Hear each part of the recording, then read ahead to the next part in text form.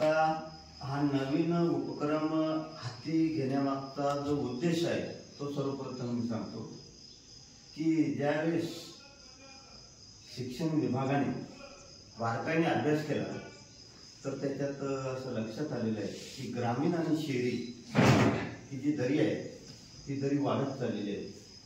जे शहरी भागातील विद्यार्थी असतात त्यांना सवलती ज्या असतात, त्यांचे जे पालक असतात तर यांच्या संदर्भात गांभीर्य असतं, परंतु त्या मानाने आपण जर ग्रामीण भागाचा विचार केला तर पालक अज्ञान असतात। ती माहिती देऊन सुद्धा त्यांना त्याचं महत्त्व कळत नाही। मी त्याचं उदाहरण थोडक्यात सांगतो की ज्यावेळेस निकाल लागला, सुट्टीचे दिवस होते, सुट्टीचे दिवस असल्यामुळे 2 विद्यार्थी यायचे, एखाद्या वेळेस 4 विद्यार्थी यायचे। मग जसे प्रकारच्या सुविधा या विद्यार्थ्याला सुद्धा मिळायला पाहिजे व तो शासनाचा जो उपक्रम आहे जिल्हा परिषदेच्या शिक्षण विभागाचा की त्यांची अपेक्षा अशी आहे की जे विद्यार्थी हुतकूर आहे, हुशार आहे, परंतु ते अज्ञान पालक, तो समाज अज्ञान, त्याच्यामुळे ते या प्रभावापर्यंत येऊ शकत नाही, मागे पडतायत। मग त्यांनी हा जो उपक्रम राबवला तर त्या उपक्रमामागचा उद्देश हाच आहे की ज्याची खरोखर जिज्ञासा आहे, काहीतरी करण्याची क्षमता आहे, त्याच्यामध्ये गणित असेल, विज्ञान असेल, इंग्लिश असेल, तर या विषयामध्ये त्याचं प्रावीण्य चांगलं आहे, केवळ गाईडलाईन अभावी तो मागे पडतोय।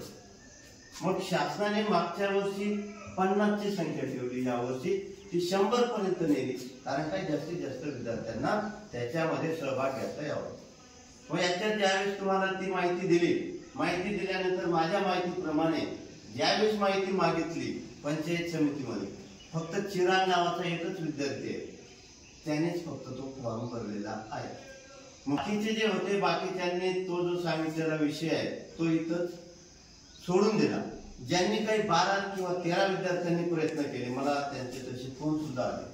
आता प्रयत्न केल्यानंतर त्यांचं काय झालं, काहींनी तो फॉर्म भरला, तो अर्धवटच राहिला, नंतर सर्व्हरचा प्रॉब्लेम आला, पुढचं ते कव्हर झालंच नाही। त्याच्यानंतर काहींनी तो फोटो घेतला, तो अपलोड केल्यानंतर तो दिसतच नाही, ते सक्सेसफुल झालं का नाही तोही मेसेज येत नव्हता। मग त्या ज्या समस्या आहेत त्या समस्या लक्षात घेऊन शासनाचं असं लक्षात आलं की हा पिरियड खूप कमी होता, सुट्टीचे दिवस होते आणि त्यांचं नियोजन करण्याच्या आताच काय झालंय, मुदत संपून गेली।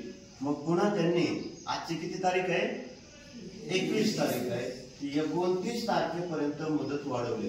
अपेक्षा अशी आहे की 29 तारीख देण्यामागचा उद्देश असा आहे की प्रत्येक शाळेतील 100% विद्यार्थी सहभागी झाला पाहिजे आणि सहभागी झाल्यानंतर त्याने तसा मेसेज त्या ग्रुपवरती टाकायचा आहे। असं पहिल्या वेळेस सुद्धा तुम्हाला सांगितलं, परंतु फक्त एकाच विद्यार्थ्याने ती माहिती माझ्यापर्यंत पोहोचवली। त्यामुळे सर्वच्या सर्व विद्यार्थ्यांनी काय करायचं आहे, सहभाग घ्यायचा आहे। ते तुमचं मार्कशीट असेल, तुमचा फोटो अपलोड असेल, ती सर्व सुविधा पंचायत समितीमध्ये आहे। आता त्याच्यात ती माहिती पूर्ण झाल्यानंतर पुन्हा ते सबमिशन झाल्यानंतर पुन्हा तुम्हाला ती तारीख दिली जाईल। ती तारीख दिल्यानंतर ती प्रथम परीक्षा होईल, परीक्षा झाल्यानंतर तो निकाल जाहीर होईल आणि निकाल झाल्यानंतर पुन्हा ती यादी येईल, त्या यादीमध्ये तुमचं सिलेक्शन होईल। अपेक्षा एवढीच आहे की ग्रामीण भागातील विद्यार्थी मागे पडता कामा नये आणि याच्यात जी सुविधा आहे, सुविधा शासनामार्फत निर्माण झाल्यानंतर 2 वर्षाचा पूर्ण जो खर्च असेल शासनच करणार आहे। मग आता परिस्थिती अशी आहे, शासन द्यायला तयार आहे पण घेणाऱ्याची इच्छाशक्ती कुठेतरी कमी पडते, हे बरोबर आहे का? ज्या सोयी असतील, सुविधा असतील, सवलती असतील तर त्याच्यासाठी पुन्हा सांगायची गरज भासते। हा दुसरा कॅम्प आयोजित करण्याचा उद्देश तोच आहे की पहिल्या कॅम्पमध्ये जे काही माहिती दिली ती व्यक्तिगत स्वरूपात 4 विद्यार्थ्यांना, 6 विद्यार्थ्यांना, 10 विद्यार्थ्यांना दिली। काही ताजी मुदत वाढली तर त्या मुदतीच्या या अनुषंगाने आपण सर्वांनी तो फॉर्म भरायचा आहे आणि शासनाचा जो उद्देश आहे तर तो सफल करण्यासाठी सर्व विद्यार्थ्यांनी मनापासून प्रयत्न करायचा आहे। 100% विद्यार्थ्यांनी फॉर्म भरायचा आहे। काही अडचण असेल तर तुम्ही शाळेशी संपर्क साधा। पंचायत समितीमध्ये जे काही असेल ते अपयशी ठरले त्याच्यासाठी सर्वात उत्तम पर्याय पंचायत समितीमध्ये जाणे। काय जे असेल ती पूर्तता करणे आणि 29 तारखेच्या आत ते पूर्ण करून घेणे.